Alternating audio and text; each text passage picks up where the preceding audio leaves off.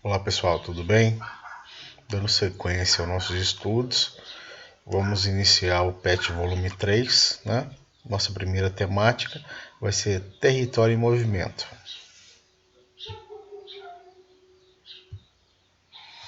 Para a gente entender melhor, temos que definir o que seria território, né? Eu fiz uma pesquisa rápida, né? Na Wikipedia. O território refere-se a uma área delimitada sob a posse de um animal, de uma pessoa, o grupo de pessoas, de uma organização ou de uma instituição. O termo empregado na política referente a um Estado-nação. A etimologia da palavra vem de patriarcado, né? Que é uma palavra derivada do grego pater, que se refere a um território ou jurisdição governada por um patriarca, ou seja, o homem mais antigo de uma linhagem, de uma família, né? De onde a palavra pátria relaciona-se ao conceito de país, italiano paese, por sua vez originado do latim pagus, aldeia, de onde também vem pagão. País, pátria, patriarcado e pagão têm a mesma raiz etimológica, ou seja, têm a mesma origem. Bem, definições. O território é, antes de tudo, um espaço elaborado pela sociedade estabelecido por uma relação de construção e domínio. Neste sentido, é um espaço dotado de historicidade fomentado pelas trocas materiais e espirituais do exercício da vida. A globalização desencadeou um processo de marginalização dos territórios, delimitados pelo capitalismo colonial moderno, desenvolvido por um padrão mundial de poder que, na medida em que se configuram as relações sociais, consequentemente definiu uma hierarquia de controle e de dominação. Para Milton Santos, concebe a reflexão do território não apenas como um espaço geográfico habitado, mas sim designado por ações o território marcado pela globalização que acolhe os novos recortes no período contemporâneo. Fronteiras marítimas, áreas terrestres efetivas e em litígio abrigam a identidade de cada povo nas suas mais distintas representações. As disputas étnicas e territoriais ganharam contornos passíveis de contínua mobilidade nas relações dialéticas nos limites fronteiriços.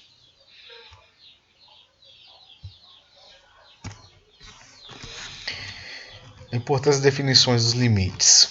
Para o exercício da soberania, os povos e países definem limites preciosos, sendo uma linha imaginária demarcada.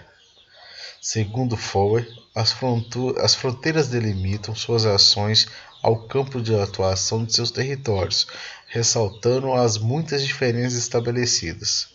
Após o fim da União Soviética, as redefinições de fronteiras se mostraram um dos principais tópicos de conflitos internacionais. As disputas por fronteiras, no movimento de afirmação da nacionalidade de diversos povos, evidenciou vários deles, como os chechenos, os curdos, palestinos, tibetanos, judeus e bascos, entre outros, estabelecendo assim o protagonismo sem fim.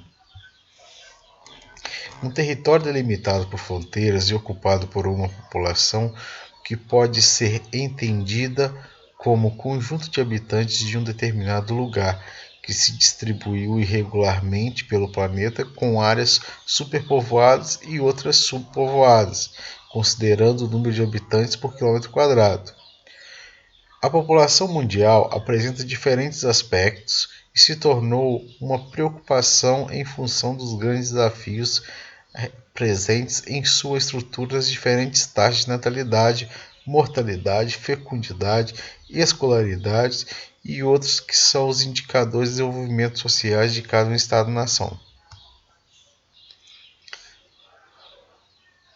Povo. Agrupamento de pessoas que possuem o mesmo hábitos e costumes transmitidos de geração em geração e que existe através das manifestações específicas de cada cultura nos diferentes territórios mundiais e é encontrado nas mais variadas formas de expressões dos valores culturais, uma verdadeira riqueza que se expressa por maneiras particulares de ver o mundo. Os povos possuem particularidades que os aproximam e os fortalecem em sua identidade territorial. É preciso valorizar todos os povos, vendo o mundo por uma lente da pluralidade que combata o etnocentrismo. Bem, surgiu uma nova palavra aqui, né? Etnocentrismo. A partir daí, eu fiz uma pesquisa no dicionário online para a gente entender um pouquinho mais sobre etnocentrismo. A visão de mundo característica de quem considera o seu grupo étnico, nação ou nacionalidade socialmente mais importante do que os demais. Em exemplo disso, podemos citar o nazismo, né? Um dos mais marcantes exemplos de etnocentrismo da história. O nazismo era a ideologia alemã pregada por Adolf Hitler, que defendia a superioridade de uma raça ariana. Né?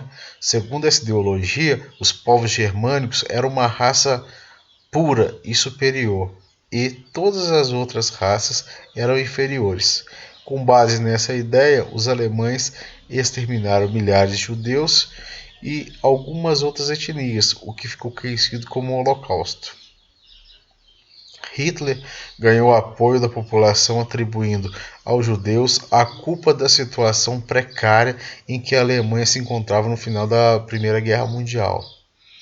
Outro exemplo de etnocentrismo seria a colonização europeia nas Américas. Né? Ao chegarem em território americano, os europeus se depararam com povos de hábitos e culturas completamente diferentes. Os europeus julgavam-se superiores aos povos originários e impuseram seus costumes, tradições e religião.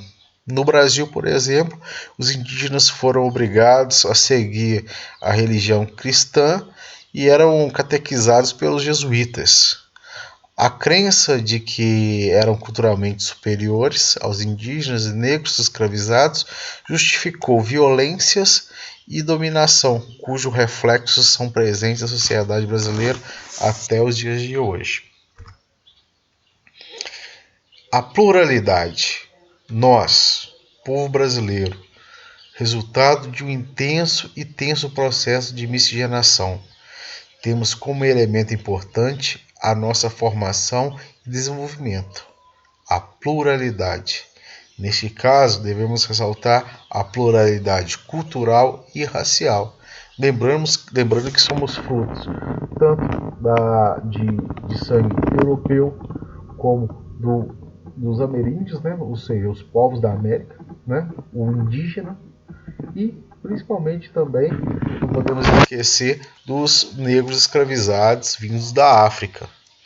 Somos um povo de manifestações culturais relevantes. Né? Juntou-se uma cultura que já existia aqui, dos povos indígenas, mas parte da cultura trazida da Europa. Mas parte da nossa cultura também veio o quê? Trazido da África, que foi de certa forma criada ou lapidada aqui no Brasil através do quê? De suas manifestações culturais, lembrando que tiveram que ser remodeladas até mesmo para não gerar suspeitos naquele período pelos escravos, né? Mas apresentamos uma fragmentação social de gênero, raça e etnia, infelizmente, né? Ou seja, de certa forma, ainda há fragmentos ali assim, o que aponta uma urgente necessidade de políticas públicas para a manutenção do respeito e as diferenças entre os povos. Que ficou claro aí para vocês sobre a formação do Brasil, a pluralidade que nós temos aí, tanto de raça, cultural, étnicas, né? Muito comum aí assim, e deixando aqui o meu respeito a todas elas, né? E assim que deve ser. Abração, pessoal. Valeu!